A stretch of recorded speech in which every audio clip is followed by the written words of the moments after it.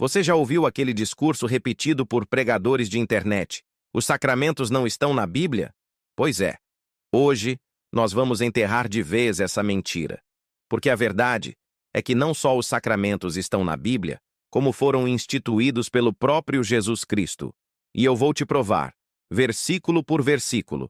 Então, prepare-se, porque esse vídeo não é para quem gosta de um evangelho de Instagram, raso e recortado. Esse vídeo é para quem ama a verdade, doa a quem doer. E já vou começar com a pergunta que vai guiar todo o resto. Se Jesus é o autor da salvação, e ele mesmo entregou à igreja os meios concretos de receber essa salvação, quem é você ou eu para dizer que não precisamos deles? 1. Batismo. Vamos começar pelo sacramento que abre as portas da vida cristã, o batismo. Quem inventou? Não foi Constantino, não foi o Papa, não foi a Idade Média. Foi Jesus. Mateus 28:19 é claro. Ide, pois, e fazei discípulos entre todas as nações, batizando-os em nome do Pai, e do Filho, e do Espírito Santo.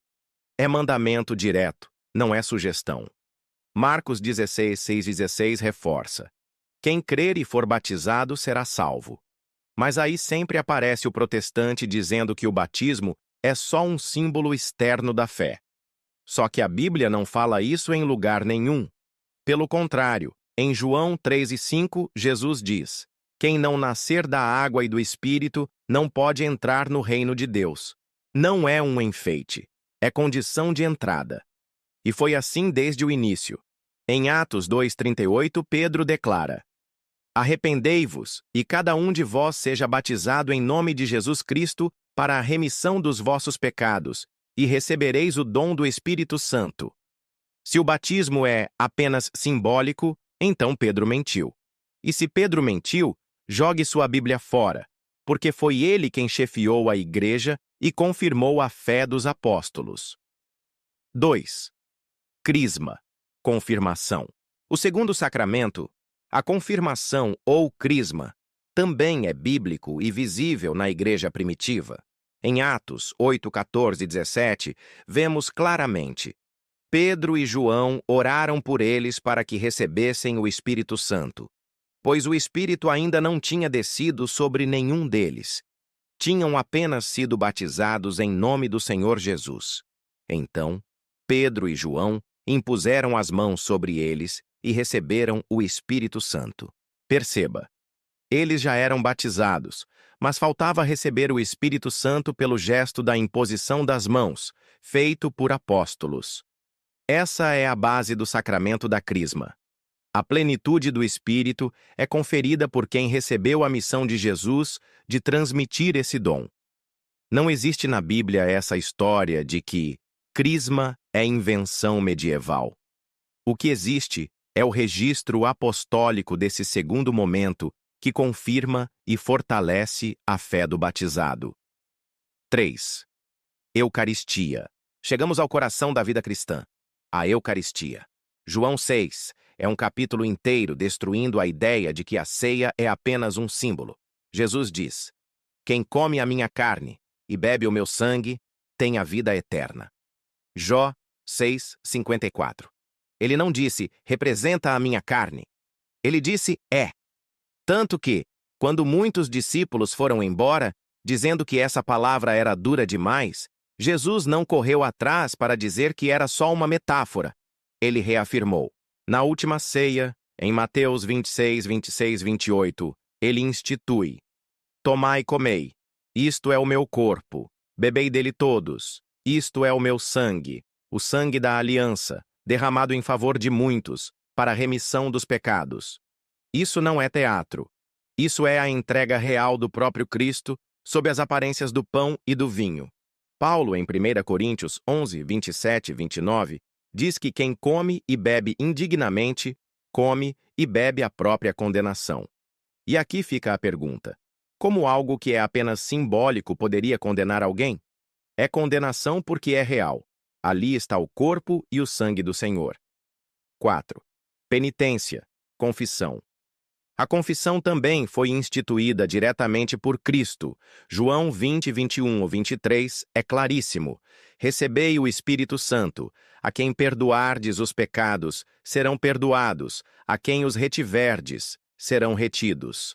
Jesus dá aos apóstolos o poder real de perdoar ou reter pecados. E se eles podem reter, significa que o pecador precisa confessar. Não existe confissão direta e isolada com Deus como substituto. Claro que você pode se arrepender, mas a forma ordinária que Jesus deixou foi a confissão aos ministros da igreja. Tiago 5,16 confirma: confessai os vossos pecados uns aos outros e orai uns pelos outros para que sejais curados. E não se engane. Na igreja primitiva, a confissão era pública, justamente para que não houvesse desculpa para esconder o pecado. 5. Unção dos enfermos. Esse sacramento não é extrema unção, apenas para quem está morrendo. É para qualquer fiel gravemente enfermo. Tiago 5, 14 e 15 explica: está alguém entre vós doente? Chame os presbíteros da igreja, e estes façam oração sobre ele, ungindo-o com óleo em nome do Senhor. A oração feita com fé salvará o doente, e o Senhor o levantará. E se tiver cometido pecados, ser-lhe-ão perdoados. O texto é direto. Unção feita pelos presbíteros, acompanhada de oração, que pode trazer cura física e perdão espiritual. Essa prática era comum no cristianismo desde o início. Só quem ignora as Escrituras é capaz de dizer que isso não é bíblico.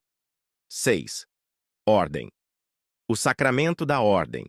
A instituição do sacerdócio ministerial está em Lucas 22:19.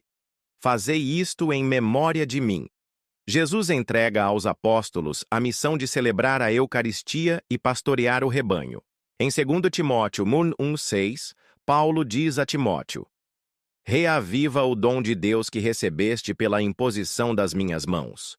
E em Tito 1:5 ele escreve: deixei-te em Creta para que pusesses em ordem o que ainda falta e estabelecesses presbíteros em cada cidade conforme te prescrevi. Isso é sucessão apostólica.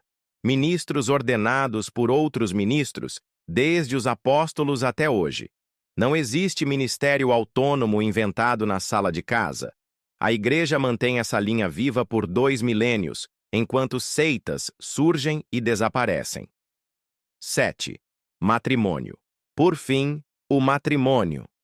Jesus o eleva à dignidade de sacramento, em Mateus 19:6. Assim, eles já não são dois, mas uma só carne. Portanto, o que Deus uniu, o homem não separe. Ele não apenas confirma o plano original de Deus, como torna o matrimônio indissolúvel.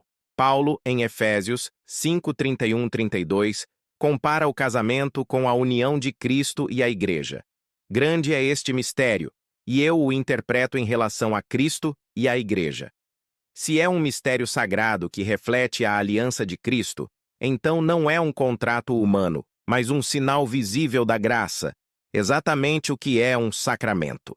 Aqui estão, um por um, os 7 sacramentos instituídos por Cristo e registrados na Bíblia. Não é invenção medieval, não é tradição sem base, não é ritual vazio. É o plano de Jesus para santificar o seu povo.